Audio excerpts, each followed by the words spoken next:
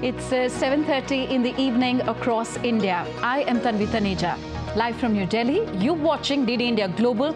We'll bring you the day's big stories from across India and the world. Joining me from Washington, D.C. is my colleague, Nick Harper. Nick, good to have you with us.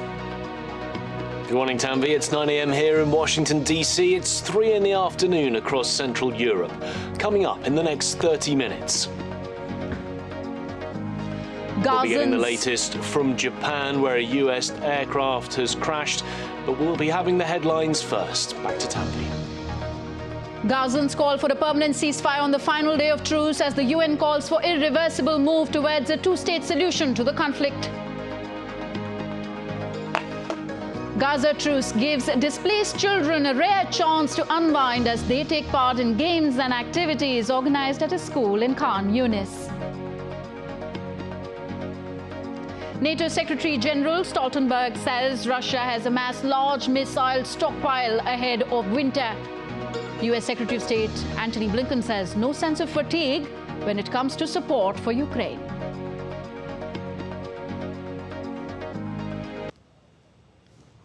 Is clear and it's unwavering. We must and we will continue to support Ukraine. And 200 countries set to reckon with future of fossil fuels at Thursday's COP28 climate summit in Dubai. Indian Prime Minister Narendra Modi to attend the World Climate Action Summit along with other bilateral meetings in the UAE.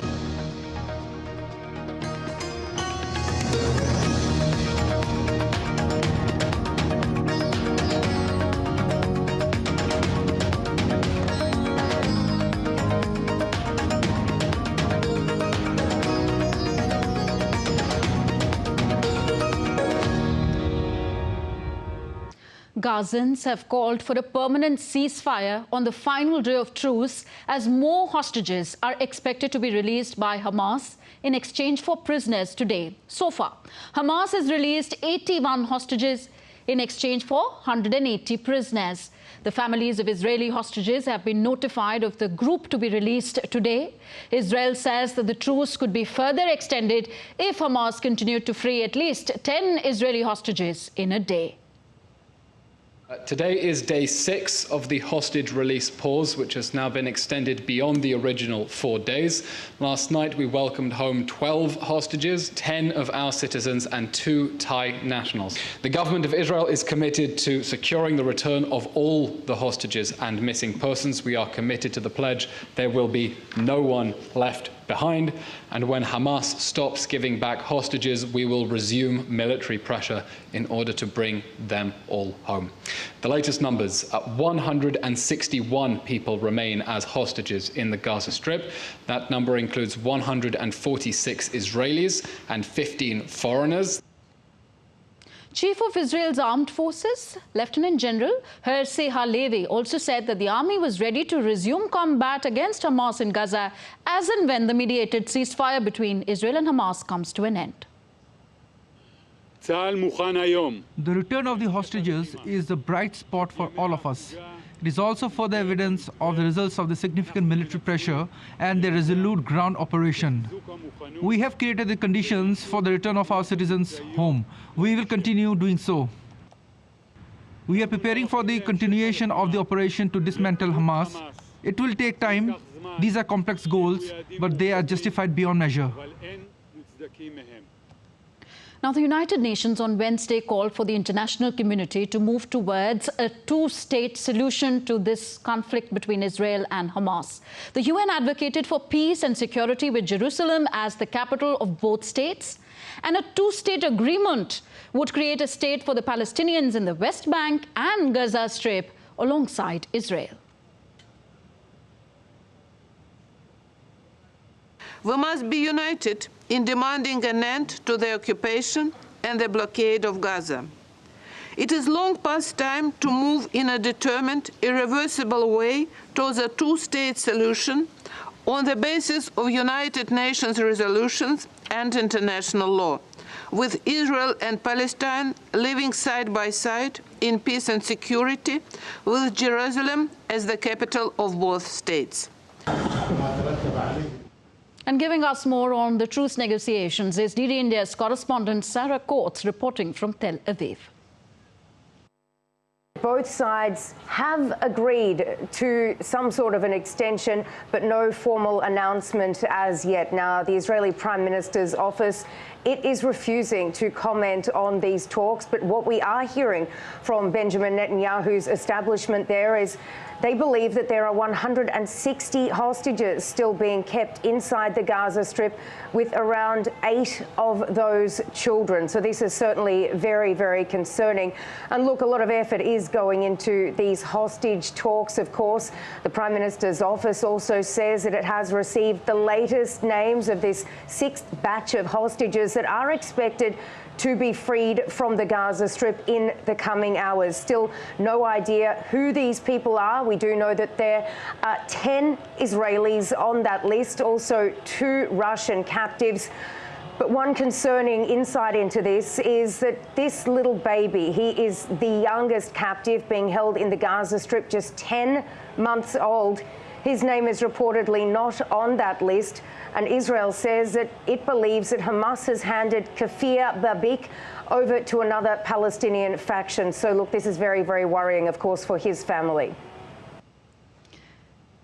Now, this Gaza truce has given a beautiful and a rare moment of pure joy to the displaced children in Khan Yunis area, where these children were seen clapping and singing as the extended truce between Israel and Hamas gave an opportunity to them to a youth group to entertain the children in a school courtyard. Families hoping to find belongings found only ruins as they picked through debris in their damaged homes.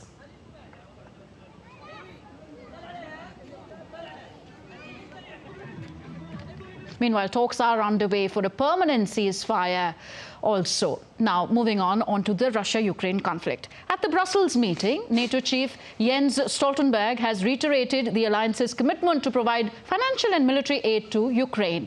My colleague Nick Harper is in Washington, D.C. He gives us more on this and other stories making headlines around the world. Nick, it will be another tough winter for Zelensky.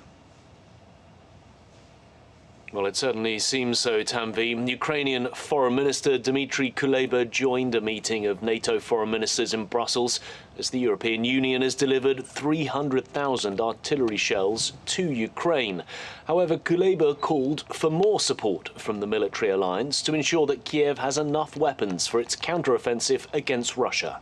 US Secretary of State Anthony Blinken and UK Foreign Secretary David Cameron are among the top leaders attending the meeting that's also aimed at discussing Ukraine's NATO membership bid. 2 weeks ago, I was in Ukraine saying we needed to do everything that we could to help the Ukrainians repel this appalling aggression by Putin. And I'll be building consensus for that view here at NATO today. US Secretary of State Anthony Blinken has also extended support to Ukraine and said that the White House will always stand behind Kiev. First, we focused on NATO's enduring support and commitment to Ukraine. And I have to tell you, listening to all of our colleagues around the table, every single one expressed strong, enduring support for Ukraine. Some are questioning whether the United States and other NATO allies should continue to stand with Ukraine. But the answer here today at NATO is clear and it's unwavering. We must and we will continue to support Ukraine.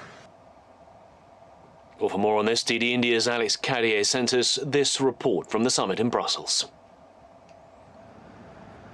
The elephant in the room for this two-day meeting of NATO foreign ministers was the risk of Ukraine fatigue, with Republicans in Washington blocking new US funding for Ukraine, Hungarian Prime Minister Viktor Orban doing the same in Europe, and Western attention drawn to the war in the Middle East. The risk of Ukraine being sidelined was real. But NATO officials reiterated once again that their support is unwavering, pointing to new multi-billion-dollar packages of support from Germany and the Netherlands as proof of the West's commitment, despite Ukraine's much-lauded counter-offensive making limited gains. Secretary General Jens Stoltenberg said that despite the stalemate, Russia's position in the world is weaker than ever. Russia is losing influence in its near abroad. not only in Ukraine, but in Caucasus and Central Asia. Russia is also becoming much more dependent on China. Year by year, Moscow is mortgaging its future to Beijing. For now, NATO allies hope that strong words of support and the new NATO-Ukraine Council launched last summer will show they're serious about supporting Ukraine. But with more than $100 billion in EU and US funding held back by domestic politics, more substantial commitments may be needed sooner rather than later. Alex Cadier at NATO headquarters in Brussels, reporting for DD India. Russia launched 21 drones and 3 cruise missiles overnight on Ukraine in retaliation to a Ukrainian drone caught flying towards Moscow, which was destroyed mid-air. Ukraine's Air Force claims all the drones and missiles were destroyed before reaching their targets. And in the latest coming in, Ukrainian HIMARS conducted a strike on a police station in Russian-controlled Kherson region and killed 4 police officers and injured 18 other people.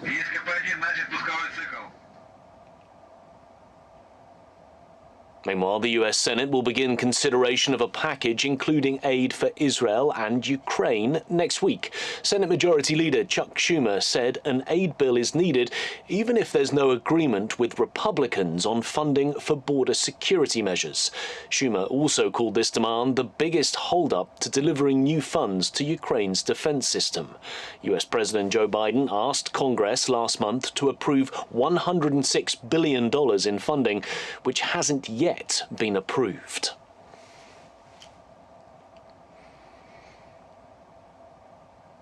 Moving on, and a US military aircraft crashed near an island in western Japan on Wednesday with 6 people on board. Japan's Coast Guard found grey-coloured debris reportedly from the aircraft and confirmed that 1 crew member had been killed. The condition of 2 others was unclear. The crash happened at around 2:47 p.m. local time near the Yakushima Island. US forces in the region are gathering more information on what happened.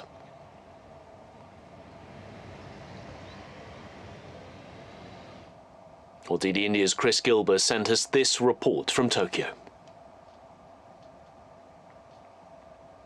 Just over 6 hours ago, when it suddenly requested an emergency landing at that island you mentioned, Yakushima. There's an airport there, and then fishers in the area just 5 minutes later reported, these are witness reports, that it turned 180 degrees, flipped on its back, and consistent reports from witnesses that the left engine was on fire before crashing into the ocean. Local fishers in the area on their boats immediately responded. As you mentioned, 3 people have been recovered. 1 has passed away in hospital. But that does leave 3 people still unaccounted for on this chilly winter's night here in Japan. It was a clear day. The winds were low. There were no weather advisories in effect at the time. But the CV-22 Osprey, the aircraft that it was, does have a somewhat troubled history. In 2010, 1 crash landed in Afghanistan, killing 4 people. A couple have crashed in Australia in 2017, and earlier this year, killing 3 people each time. There have been accidents in training as well, but it's certainly a very tragic accident for the US military here in Japan.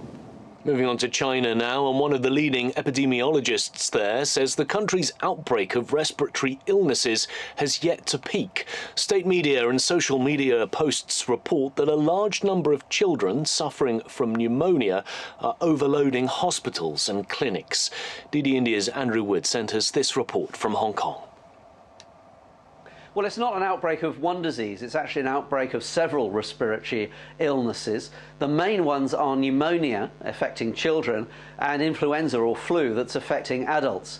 Now, the head of China's Infectious Diseases Center has said that he expects the number of flu cases to overtake the number of child pneumonia cases before long. And he also said that he thought that China had the resources to be able to to cope with these outbreaks. And that's probably to try and assuage worries that it doesn't, because there's been plenty of, even state media have been reporting from hospitals that seem to be overloaded with cases, particularly of children. And there's plenty of social media confirming that as well, and reports sometimes of schools being closed because there aren't enough children to turn up for classes. Now, of course, China's reputation for telling the truth and telling it quickly was very badly affected by during the early days of COVID, because it didn't reveal to the rest of the world the full scale and the problems that the disease might be causing when it was first noted towards the end of 2019. And there are worries now emerging abroad that China, well, there may be sort of more to this outbreak than meets the eye. One doctor writing in Foreign Policy magazine in the United States suggested that one of the reasons why there might be so many cases of this mycoplasma pneumonia was because these particular bacteria, or these strains of bacteria, had developed perhaps a resistance to some of the antibiotics that are only available or only given to children who are 8 years or younger. In Hong Kong, I'm Andrew Wood, reporting for DD India. Well, as Dubai gets ready to host the COP28 summit from the 30th of November, India is one of the top influential voices for delivering countries at the annual COP events. DD India's Tapas Bhattacharya sent us this report. In a pivotal moment for global climate action, the spotlight turns to the upcoming COP28 summit hosted by the United Arab Emirates. Set against the backdrop of the urgent need for a rapid transition towards sustainability, COP28, convening in Dubai on November 30, navigates the delicate balance between economic transformation and sustainable development. We are looking forward to participating in COP28 at our highest level. Honorable Prime Minister will himself be here. And I would say the world is looking forward to his participation, because every time he participates, he shares his vision, which the world takes very seriously. Right since the Paris Agreement was signed, we have shown the world that we have walked our talk when it comes to climate change. We have taken the lead. As the holder of the COP presidency, the UAE shoulders the responsibility of steering discussions towards critical agreements. Key tasks include securing commitments on the global stocktake of climate action, building consensus on the global goal on adaptation, and establishing the Loss and Damage Fund. Following the G20 announcement, where climate has been really put high up on the agenda, I think India is going to put all its weight behind to make this happen. And I think funding constraints or any other constraints will not really get into the way. The urgency of the situation looms large, demanding the mobilization of an estimated $4 trillion annually by 2030 to support the clean energy transition. Achieving a net zero goal by mid-century requires collaboration on an even grander scale. The recent participation of the UAE in the G20 summit in Delhi adds a layer of influence, with global emission reduction targets echoing in the corridors of COP28. Carbon footprint is all around us in every single metal that we produce or in every single thing that we use. So that way, I think India has seen innovations coming across all three sectors. The UAE, acknowledging its role as a significant oil producer, contemplates support for carbon capture storage technologies. Amid these challenges, promising initiatives like the Green Hydrogen Innovation Center and the Global Biofuel Alliance emerge, offering glimpses of a cleaner, more sustainable future. As we approach COP28, the world watches with bated breath. Can UAE, in the heart of an oil-centric landscape, lead the way towards a more sustainable future? The answer lies in the discussion, the debate, and the decision that will unfold in Dubai. The journey to balance energy transition, economic transformation, and sustainable development has never been more critical. With Campus and Jayashankar, this is Tapas Bhattacharya for DD India from Dubai. Over the past decade, the relationship between India and the UAE has significantly strengthened, largely attributed to the camaraderie between PM Modi and the Sultan of the UAE. In an exclusive interview with DD India, the chairman and managing director of Lulu Group emphasised that under PM Modi's leadership, India is gaining prominence across various domains. How people in UAE perceive Indians and Indian businessmen? See, the relation between India and the Arab countries are more stronger when our Prime Minister Narendra Modi ji took over the office. See, the relation between UAE as a country, India, is very strong, and the personal relation with His Highness Sheikh Mohammed bin Zayed Al Nahyan and our Narendra Modi ji is very, very strong. UAE promised to invest $75 billion, and they already invested about $22 billion, I was told, and also looking the opportunities to invest in India. And India, a strong economy, visionary leadership, and also young population. This is our assets. Dubai is hosting the COP28, and COP28 means sustainable development and energy efficiency. How your company is working on those aspects, not just in Dubai, but also elsewhere? See, now whole world is worrying about the climate change and also energy efficiency and how we can protect the environment and also our future generation. So this 175 countries, head of states is coming to Dubai to attend the COP. So everybody knows the seriousness of the global warming, climate change, etc. Our Honorable Prime Minister is also coming. So as a company, everybody's responsibility to protect the environment and also to work closely with the governments for energy efficiency. Well, that's it from me here in Washington. Tanvi, it's back to you in the studio. Thank you so much, Nick, for joining us. Nick Harper joining us from Washington, D.C. You're watching DD India Global. Still to come up ahead. Jailed former Pakistani Prime Minister Imran Khan names one of his lawyers as his temporary successor to contest for the position of party head. And K-pop sensation BTS emerges as the big winner on the first night of the 2023 Mama Awards show in Tokyo, where K-pop has dazzled everyone.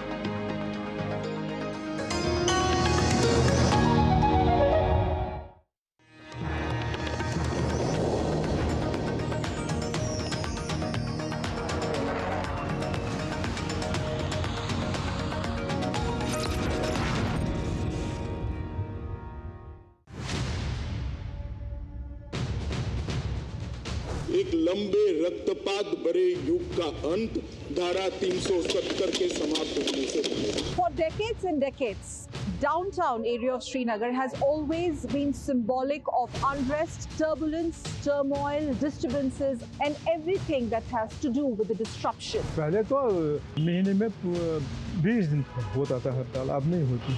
I'm right now standing in the middle of the Jama Masjid market, and this is how weekday here looks like. जिनको होगा 1-2 crore turnover है, बिल्कुल cash turnover. बंद क्या बंद? ये दुकान हालात बिल्कुल ठीक है, बिल्कुल ठीक है, कुछ नहीं होता है। कश्मीर तो बेनजीर है, हीरा है, दंगा फसाद तो नहीं है। The making of the Naya Kashmir or New Kashmir.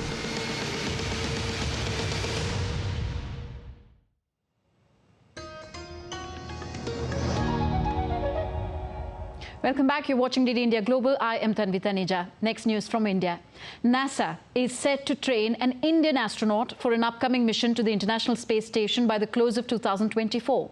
The announcement came after a high-level delegation of NASA, led by its administrator, Bill Nelson, who called on Indian Minister of Science and Technology and Space, Dr. Jitendra Singh, in New Delhi on Tuesday. Both sides also discussed over the joint launch of microwave remote sensing satellite for Earth observation, named NASA ISRO Synthetic Aperture Radar, in the first quarter of next year. Nisar is targeted for launch on board India's GSLV. Data from Nisar will be highly suitable for studying the land ecosystems. ISRO and NASA have formed a joint working group on human spaceflight cooperation and are exploring cooperation in radiation impact studies. The Indian side informed that a concept paper on the implementing arrangement is under consideration between ISRO and NASA. ISRO is also exploring the feasibility of utilizing NASA's hypervelocity impact test facility for testing India's Gaganyaan module.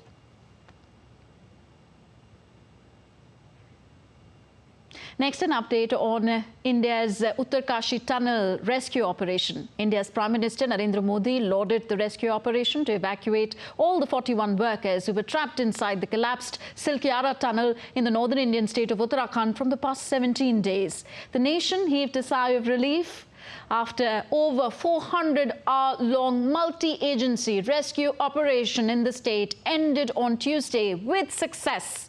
And successful evacuation, safe evacuation of all the trapped workers. Soon after the workers were evacuated, the Prime Minister spoke to them over the phone and inquired about their well-being. While interacting with Prime Minister Modi, the workers said that they kept their spirits up while trapped inside the tunnel by taking morning walks and practicing yoga.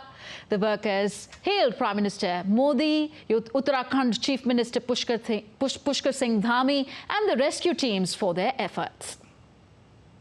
And now let's take a look at other stories making news around the world. The political party of imprisoned ex-Pakistani Prime Minister Imran Khan, the Pakistan Tehreek-e-Insaf (PTI), has appointed one of Khan's lawyers as an interim representative to vie for the party's head position. Following a directive from the Election Commission of Pakistan last week, the party has a 20-day window to conduct intra-party elections, crucial for maintaining its election symbol. Flooding in New South Wales and southeast Queensland has led to loss of lives, homes and livelihoods.